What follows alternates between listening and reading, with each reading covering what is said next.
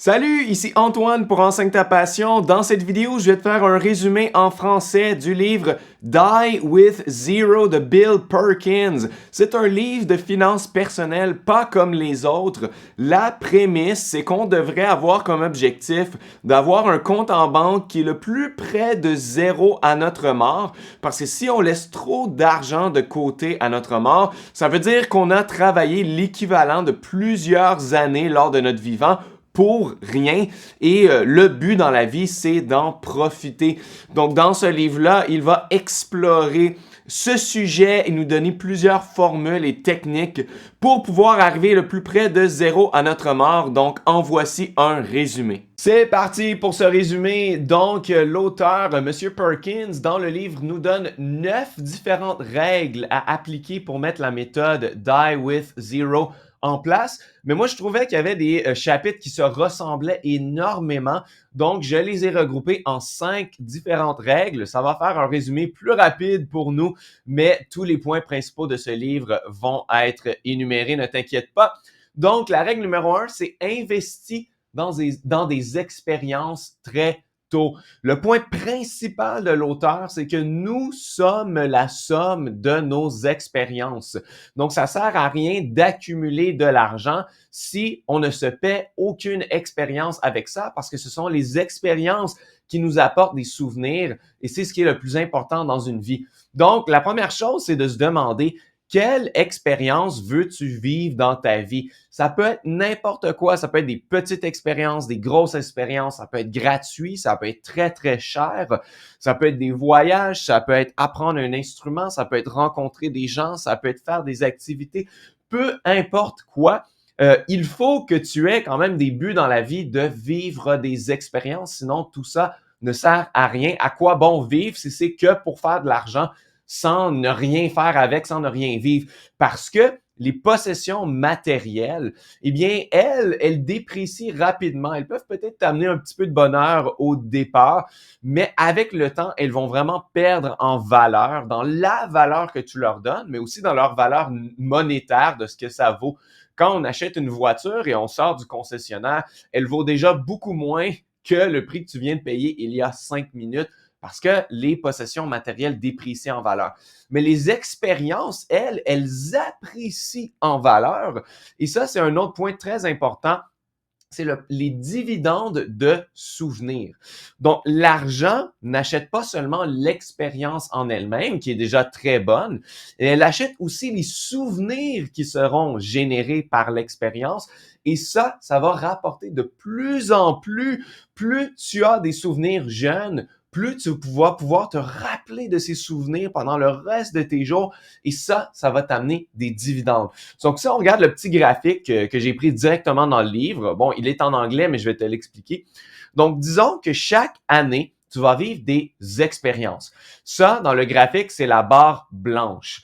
Et tu vas aussi avoir les dividendes des souvenirs de ces expériences-là. Et ça, c'est les petites barres grises qui sont ajoutées par-dessus. Donc, la première année, peut-être tu as fait un voyage en Asie, c'était super, tu t'es créé des souvenirs. La deuxième, tu as appris un instrument de musique et tu as joué dans un groupe et tu t'es fait beaucoup de plaisir. La troisième, etc. Tu te crées beaucoup de souvenirs et d'expériences à travers les années.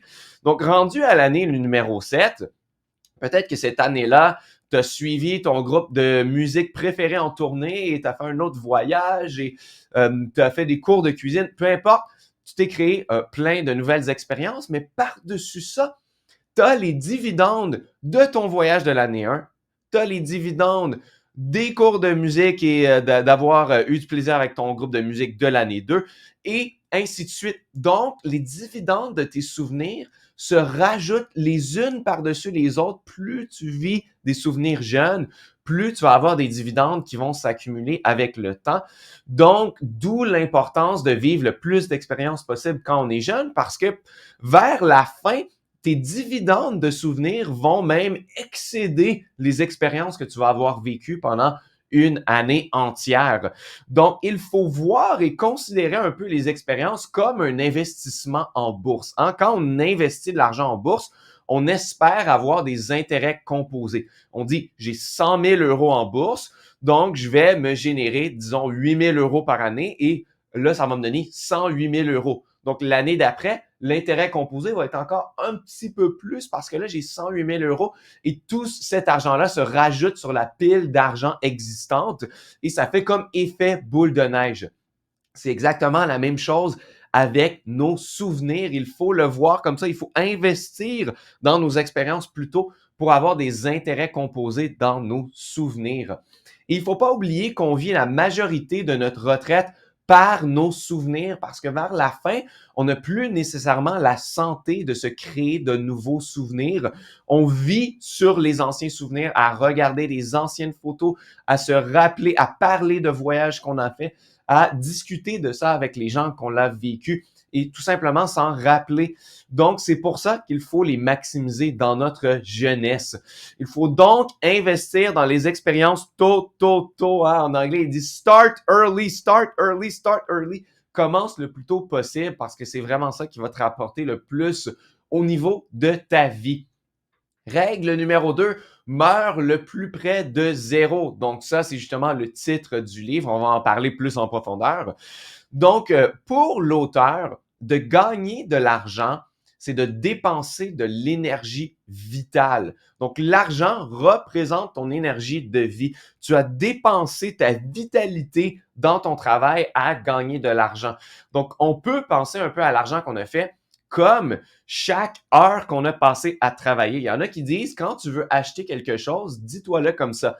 Est-ce que cet objet que je veux acheter vaut vraiment 25 heures de travail? Parce que c'est ce que ça vaudrait, peu importe le montant que tu gagnes dans ton travail en ce moment. Est-ce que ça vaut 25 heures de travail? Peut-être que ça te fait remettre en question, est-ce que je veux vraiment l'acheter? Moi, je suis pas entièrement d'accord avec ce principe-là parce que si tu te fais un business en ligne passif, comme je l'enseigne sur ma chaîne, eh bien, tu n'échanges plus vraiment ton temps contre de l'argent, donc c'est plus difficile de le calculer de cette façon-là. Mais ceci étant dit, il faut toujours travailler dans la vie, même si on a un business passif, il faut quand même mettre des heures de travail et ces heures-là, si il te reste trop d'argent à la fin de ta vie, à ta mort, ça veut dire que tu as trop travaillé pour rien dans ta vie. S'il te reste 200 000 € quand tu meurs, eh bien, et que tu gagnais 50 000 € par année, ça veut dire que tu as travaillé 4 ans complètes de ta vie absolument pour rien. C'est des années que tu auras pu passer à faire autre chose, à faire des choses que tu aimes, à te créer des expériences, à te créer des souvenirs. Bref, tu as accumulé beaucoup trop d'argent pour rien. Et ça, c'est vraiment dommage. Les gens économisent souvent beaucoup trop pour leurs vieux jours. Hein? C'est normal, on est tous comme ça. On a peur de manquer d'argent vers la fin, de vivre pauvre. Donc, on va s'empêcher de vivre notre vie quand ça compte vraiment, quand on a plus de vitalité, juste par peur d'en manquer à la fin. Et pour l'auteur, ça, c'est un gros problème. Il ne faudrait jamais faire ça. Et justement, tu vas voir par après, il y a des mécanismes qu'on peut mettre en place pour être certain qu'on ne va jamais manquer d'argent et éliminer cette peur. Donc, et un de ces points, c'est surtout, il faut dépenser pour sa santé plus tôt que tard. Hein? Pourquoi pas dépenser plus d'argent pour prendre soin de sa santé et faire de la prévention par rapport à sa santé plutôt que pour de se maintenir en vie dans des conditions misérables par la fin. Hein, le livre a été écrit par un auteur américain, donc c'est très connu qu'aux États-Unis, les soins de fin de vie coûtent extrêmement cher. Ça, c'est très facile de dépenser toutes ses économies en fin de vie seulement pour se maintenir en vie pendant 2 semaines de plus. Hein? Dépenser 500 000 $ juste pour se maintenir en vie un mois de plus dans des conditions absolument misérables.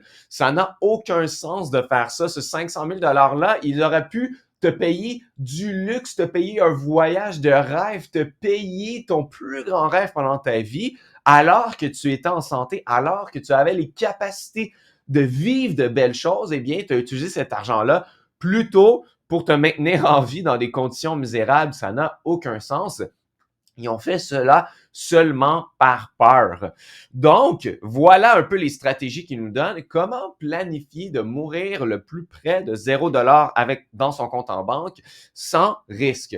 La première chose à faire, c'est d'utiliser un calculateur d'espérance de vie. J'ai carrément mal écrit le mot, désolé. Un calculateur d'espérance de vie. Il y en a beaucoup en ligne, il y en a beaucoup qui sont différents, mais ça va prendre en compte ton âge actuel, tes antécédents de santé dans ta famille, est-ce que tu fumes, est-ce que tu es un homme ou une femme, et plein d'autres choses comme ça va tout prendre ça en compte et ça va te donner une estimation de à quel âge est-ce que tu vas mourir. Ça, c'est une très bonne information parce que ça va te donner la moyenne, hein, ce que tu pourrais t'attendre dans tes conditions à toi personnelles au lieu de juste prendre une moyenne de la population générale. Et ensuite, calculer tes économies en fonction de ce nombre. Oui, tu pourrais vivre plus vieux, oui, tu pourrais vivre moins vieux, mais au moins, ça te donne peut-être un chiffre à prendre justement pour te donner une idée. Et ensuite de ça, c'est de considérer les rentes viagères, hein. On appelle ça aussi des rentes de mortalité. On pense jamais à ça, on pense plutôt à des assurances-vie lors de notre vivant. Une assurance-vie, c'est si jamais tu meurs, ben, les gens qui sont importants pour toi, ta femme, ton mari, ton conjoint, tes enfants, vont pouvoir recevoir de l'argent, un héritage parce que tu es mort beaucoup trop tôt et donc ça va leur permettre de pouvoir garder, de maintenir leur style de vie même si tu meurs, hein. On pense souvent à ça quand on s'achète une maison, quand on a des enfants, parce qu'on dit si je meurs, je veux pouvoir que ma conjointe puisse continuer de payer la maison, puisse continuer de payer pour les études des enfants, même si je ne suis plus là et que je ne peux plus gagner de l'argent pour ma famille. Donc ça, on connaît ça très, très bien, les assurances-vie, mais il existe aussi le contraire, une assurance pour faire de l'argent, pour obtenir un salaire tant et aussi longtemps qu'on reste vivant. Donc le principe est beaucoup compliqué, mais si on le simplifie, c'est de donner une grande somme d'argent, disons une fois rendu à la retraite, tu donnes à la compagnie d'assurance 500 000 euros d'un coup comme ça, et eux, ils vont t'assurer de te verser 30 000 euros par année à vie, tant et aussi longtemps que tu es en vie. Donc, eux, ils vont calculer tout ça selon le risque que ça représente pour eux. Donc, disons que tu fais ça à l'âge de 65 ans et qu'à l'âge de 75 ans, tu meurs. Ils vont t'avoir versé 300 000 euros à ce moment-là et toi, tu leur auras donné 500 000 euros, donc c'est eux qui vont avoir gagné au final. Mais si tu es très chanceux et tu gagnes 30 années de plus et tu meurs à l'âge de 95 ans, eh bien là, ils vont t'avoir versé en tout 900 000 euros. Donc là, c'est maintenant toi qui es gagnant. Donc, eux, ils vont justement calculer plein de trucs pour te donner un montant, le montant que ça va te coûter, et puis ils vont justement calculer les risques comme ça. Donc, toi, ça va juste t'acheter la paix d'esprit que tu vas pouvoir avoir de l'argent pour vivre jusqu'à la fin. Le risque, c'est que si tu meurs trop tôt, tu as donné trop d'argent et que si tu meurs plus vieux, eh bien, tant mieux pour toi, ça va avoir été rentable pour toi et ça va t'avoir acheté la paix d'esprit. Donc, si jamais tu n'aimes pas prendre des risques, tu trouves que c'est beaucoup trop risqué de dépenser ton argent pour arriver le plus près de zéro parce que tu sais pas vraiment à quel âge tu vas mourir en réalité, eh bien, c'est une option qui vaut la peine d'être envisagée. Là, ça nous mène à la règle numéro 3. Parce qu'une des plus grandes objections par rapport à ça, c'est que si j'arrive le plus près de zéro à la fin, ça veut dire que je laisse aucun héritage à mes enfants, ça n'a aucun sens. Eh bien non, l'auteur dit donne à tes enfants et à la charité au meilleur moment. Et un petit indice, le meilleur moment, ce n'est pas à ta mort. Donc l'âge moyen d'héritage, je ne sais pas si c'est seulement en Amérique ou ailleurs, c'est à 60 ans. Et c'est beaucoup trop tard parce que rendu à 60 ans, tes enfants, ils sont presque à la retraite s'ils ne le sont pas déjà. Donc, ils n'ont pas besoin d'avoir une énorme somme d'argent à ce moment-là. C'est beaucoup trop tard pour avoir un impact dans leur vie au meilleur moment où ils auraient dû l'avoir. L'auteur dit ne laisse pas place à la chance quand il vient compte d'un héritage. Donc, si tu laisses de l'argent que à ta mort, ça veut dire que tu donnes un montant d'argent aléatoire à des gens aléatoires à un moment aléatoire. Là, tu vas dire, c'est pas vrai. Moi, j'ai prévu de donner à chacun de mes enfants, à ma femme, j'ai prévu de donner un tel montant d'argent. C'est pas vrai Parce que tu ne sais pas quand tu vas mourir et tu ne sais pas non plus qui va être encore là quand tu vas mourir. Peut-être que malheureusement, un de tes enfants va mourir avant toi. Peut-être que ta femme ou ton mari vont mourir avant toi. Et justement, le montant est aléatoire parce que tu ne sais pas combien exactement il va en rester. Si tu meurs plus vieux, tu vas en laisser moins. Si tu meurs plus jeune, tu vas en laisser plus. Et à un moment aléatoire, évidemment, parce que tu ne sais pas exactement ta date de mort. Donc ça, c'est de laisser ça complètement à la chance. Ça pourrait être beaucoup mieux organisé. Donne lorsque l'impact sera maximal. Donc, demande-toi quand est-ce que cet argent-là serait le plus utile à tes enfants. Ce sera certainement pas à l'âge de 60 ans ni à l'âge de 50 ans. En général, le moment optimal, c'est entre 26 et 35 ans.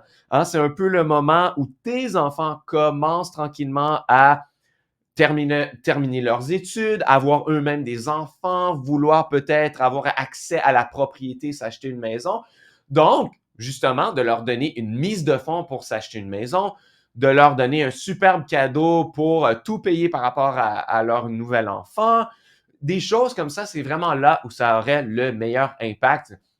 S'ils font de longues études, ça serait de payer entièrement leurs études. Des choses comme ça vont avoir un bien meilleur impact pour eux que s'ils sont plus vieux. Et c'est la même chose, les charités ne peuvent pas attendre. Il y en a qui disent que si tu donnes une grosse somme d'argent à la fin de ta vie aux charités, eh bien, que tu es super généreux et wow, c'est super, hein? Il y a des gens, disons, un concierge, il y a des histoires comme ça, un concierge meurt à l'âge de 90 ans, il donne 3 millions à une charité. Wow, on savait jamais qu'il était aussi riche. Pourtant, il avait un emploi qui n'était pas si payant que ça. Et c'est parce qu'il a investi tout cet argent-là et que là, justement, avec les intérêts composés, ça a fait beaucoup d'argent. Et puis ensuite, il a donné tout ça à la charité. Mais l'auteur, lui, il dit, ce n'est pas généreux de donner de l'argent à sa mort. C'est tout simplement un processus légal où l'argent se fait mettre au bon endroit. Tu ne peux qu'être généreux pendant ton vivant.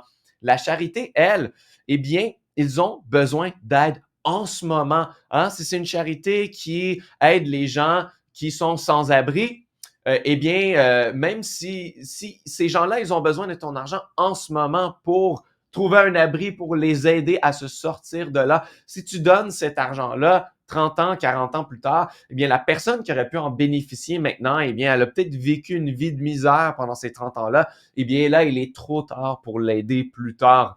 Donc, les charités ont le meilleur moment pour donner, c'est toujours le plus tôt possible. C'est toujours là que ça va avoir le plus d'impact. Oui, peut-être que tu pourrais donner un peu plus tard, mais ça va toujours mieux aider en ce moment. Donc, il faut réfléchir à ça, à comment est-ce que je pourrais donner l'argent que je gardais pour un héritage, mais quand je pourrais le donner tout de suite au lieu ou le plus tôt possible, disons.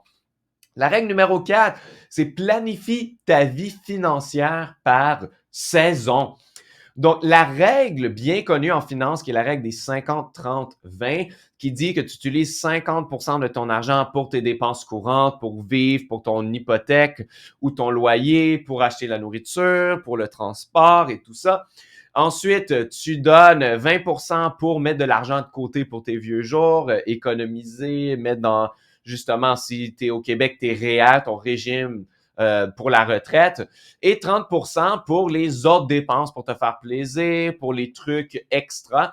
Et c'est une règle qu'on utilise beaucoup. Mais cette règle-là, elle ne prend pas en compte à quel moment tu es dans ta vie.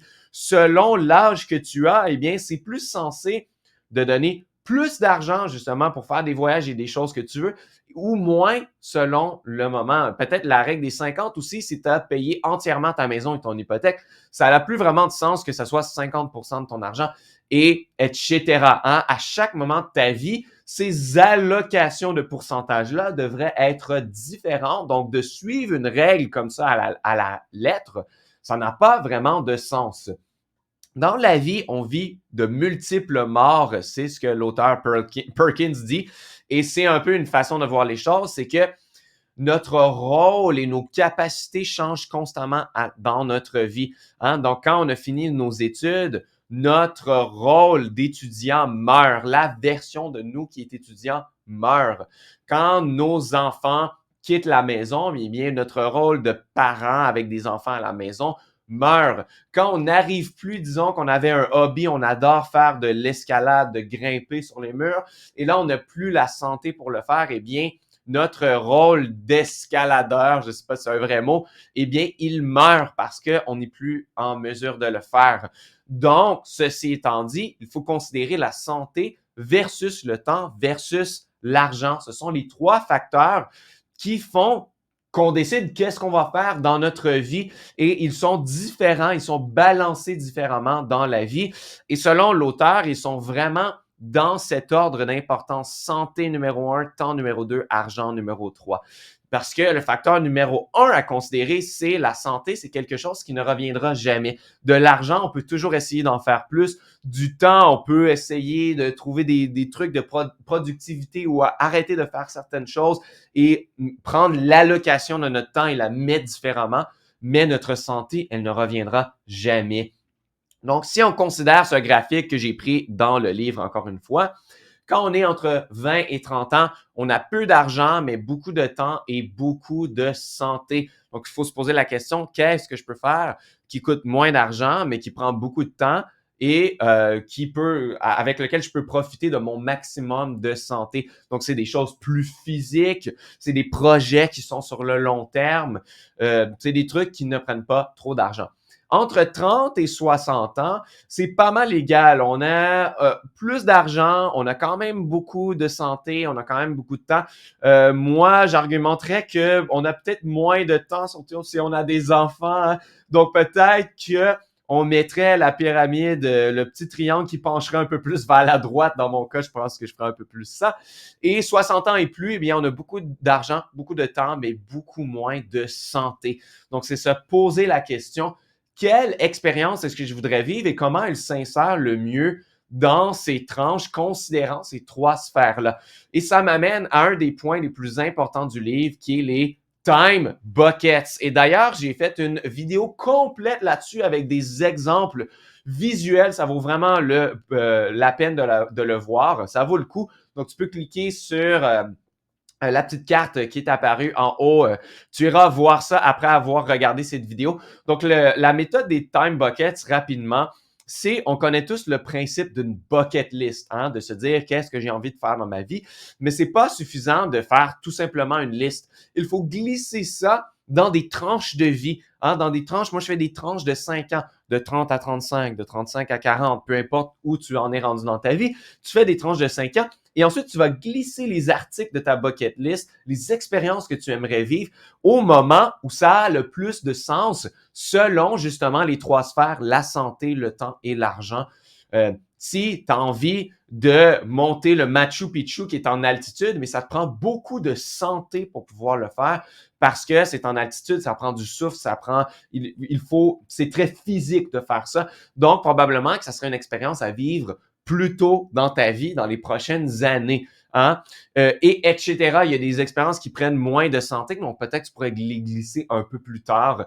Donc, ça vaut vraiment la peine de faire ça. Ça peut vraiment changer ta vie et la perspective de ce que tu vas faire le restant de ta vie et optimiser ton bonheur dans ta vie. Donc, tu pourras aller voir cette vidéo complète quand tu en auras le temps après cette vidéo. Et la règle numéro 5, c'est savoir quand arrêter d'économiser. Parce que si on veut approcher le plus proche du montant zéro à notre mort, il faut à un certain moment arrêter d'économiser et commencer à dépenser beaucoup plus agressivement. Donc, la formule que Perkins nous donne dans le livre est celle-ci. Donc, c'est le montant pour vivre pendant 1 an fois les années restantes à vivre que tu as calculé avec la calculatrice d'espérance de vie, fois 0,7 que je vais t'expliquer dans quelques secondes.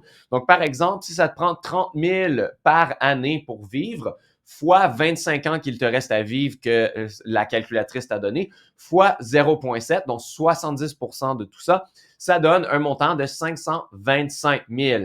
Donc, ça veut dire que quand tu atteins ce montant-là, ça ne veut pas dire d'arrêter de gagner de l'argent, mais ça veut dire qu'il faut commencer à dépenser beaucoup plus cet argent-là pour qu'elle ne monte pas énormément en haut de ça. Parce que si tu montes à 1 million, 2 millions, 3 millions, tu ne sauras plus comment le dépenser pour arriver à zéro à la fin. Tu vas avoir gaspillé l'opportunité de ton argent.